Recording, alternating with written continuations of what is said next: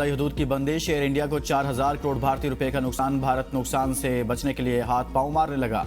Air India ने चीन के शहर जिनयांग की हसास मिलिट्री फजाई हदूद इस्तेमाल करने के लिए इजाजत मांग ली। एयर इंडिया का कहना है कि होतान के जरिए रास्ता खुलने से ईंधन की बचत, परवाजों की बहाली और हफ्तावार नुकसानात में कमी मुमकिन है, लेकिन हिफाजती, सिक्योरिटी और जमीन की मुश्किल सूरत हाल की वजह से मंजूरी मुश्किल दिखाई देती है।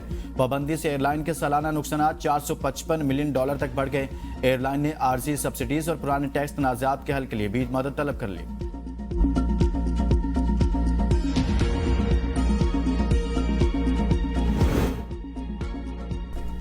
पाकिस्तान और भारत एटमी हथियार इस्तेमाल करने वाले थे। 350% टैरिफ आयद करने की धमकी से जंग रोकी। सदर ट्रंप का वाशिंगटन में अमेरिका सऊदी बिजनेस फोरम से खिताब।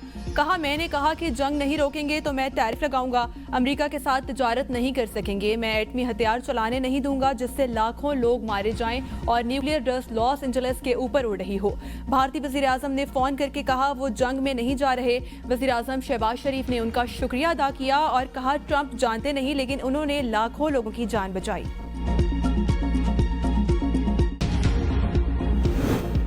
अमेरिका का जंग में भारत के खिलाफ पाकिस्तान की फतह का बाकायदा एतराफ। अमेरिकी कांग्रेस में रिपोर्ट पेश। अमेरिका चीन इकोनॉमिक सिक्योरिटी रिव्यू कमीशन की रिपोर्ट में 7 मई को होने वाली झड़प का तफसीली जायजा शामिल।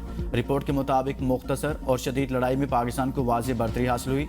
पाकिस्तान की जीत में चीन का अहम किरदार रहा। पाकिस्तान ने राफेल तैयारे गिराने में चीन की टेक्नोलॉजी का इस्तेमाल किया और चीनी इंटेलिजेंस का भी फायदा उठाया। चीन के जदीद तरीन हथियार HQ-9 मिसाइल दिफाई निज़ाम, PL-15A2 एयर मिसाइल और J-10C लड़ाका तैयारे शामिल थे। चीन को पाक भारत जंग से अपने हथियारों को आजमाने का बेहतरीन मौका मिला। भारत ने एतराफ़ किया पाकिस्तान ने 109 मिलिट्री अहदाफ को निशाना बनाया। पाकिस्तान की कामयाबी को देखकर इंडोनेशिया ने राफेल तैयारों की खरीदारी का मंसूबा खत्म कर दिया।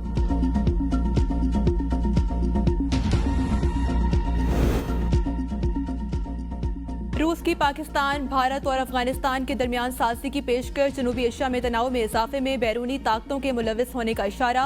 Islamabad institute of strategic studies की निशस्त खिताब में रूसी सफीर अल्बर्ट खरीफ ने खिदे की सलामती पर इजहार तफ्तीश करते हुए कहा कि रूस के नज़दीक ये निहायत हसास मामला है।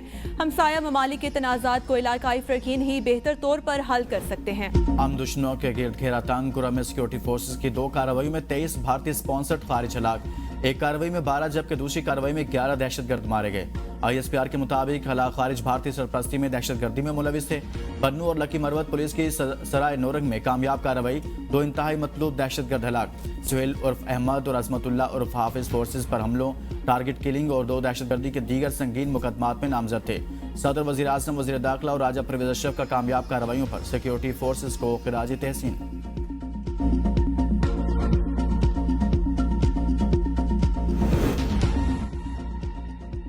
TTP ने अफगानिस्तान की सरजमी से पाकिस्तान में मुतअद्दिद हाई प्रोफाइल हमले किए हैं जिनमें से बास में बड़े पैमाने पर जानी नुकसान भी हुआ। अक़वाम मुत्तहिदा में डेनमार्क की सफ़ीर ने तालिबान और इनकी कार्रवाइयाँ खिते बिलखसूस पाकिस्तान के लिए शदीद खतरा करार दे दिया। क्रिस्टाना लॉसन का कहना है कि TTP जिसके तकरीबन 6,000 जंगजू हैं खिते से जन्म लेने वाला एक और संगीन खतरा है। दहशत गर्दों को डिफेक्टिव हुकाम की जानिब से न सिर्फ लॉजिस्टिक बल्कि खातिर ख्वाह मुआवनत भी मिल रही है। मुख्तलिफ खितों में गैर मुल्की शिद्दत पसंदों की नकलो हरकत खसूसन शाम, अफ्रीका और वस्ती एशिया के दरमियान रुकन ममालिक के लिए मुस्तकिल तशवीश का बायस बनी हुई है।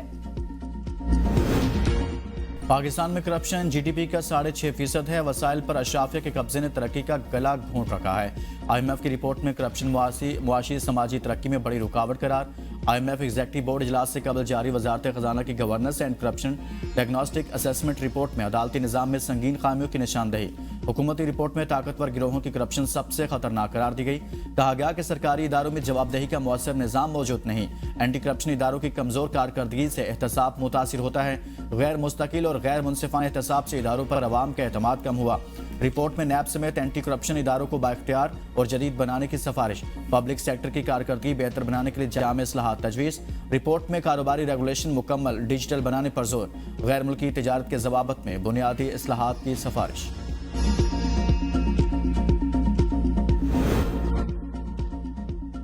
वज़ीर आज़म शहबाज शरीफ आज आज़ाद कश्मीर का दौरा करेंगे। वज़ीर आज़म बाग में दानिश स्कूल का संगे बुनियाद रखेंगे। वफाकी वज़रा अमीर मुकाम और खालिद मकबूल सदीकी भी साथ होंगे। सदर मुस्लिम लीग नून शाह गुलाम कादिर और आज़ाद कश्मीर के वज़ीर आज़म फैसल मुमताज़ राठौर की तकरीब में शिरकत मुतवक्के। मुस्लिम लीग नून की मरकज़ी क़यादत पार्लिमानी पार्टी भी संगे बुनियाद की तकरीब में शरीक होगी। इलाके में सख्त सिक्योरिटी इंतजामात।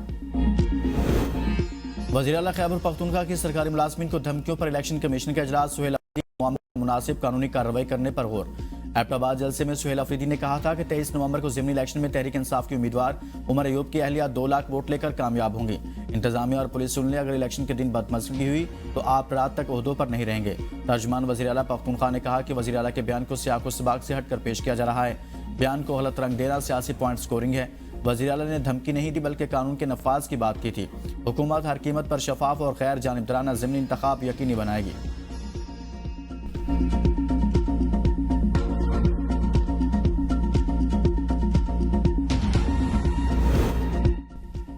तहरीक इंसाफ का कल वफाकी और पंजाब हुकूमत के खिलाफ एहतजाज का फैसला। वज़ीर आला खैबर पख्तूनख्वा सुहेल अफरीदी की ज़ेर सदारत हंगामी इजलास। अडयाला जेल के बाहर बानी की बहनों और सूबाई वज़रा पर तशद्दुद की मज़म्मत। बानी की बहनों के साथ रवा रखे सलूक को नाकाबिले माफ़ी करार दे दिया।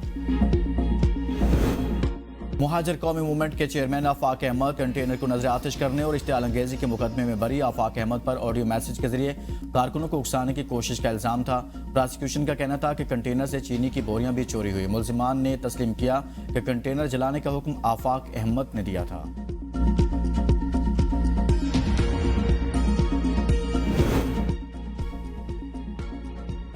खैरपुर में 2 कबायली ग्रोहों के दरमियान तसादुम, 3 अफराद जाँ बहक, 8 जख्मी। जख्मियों में से 2 की हालत तशवीशनाक।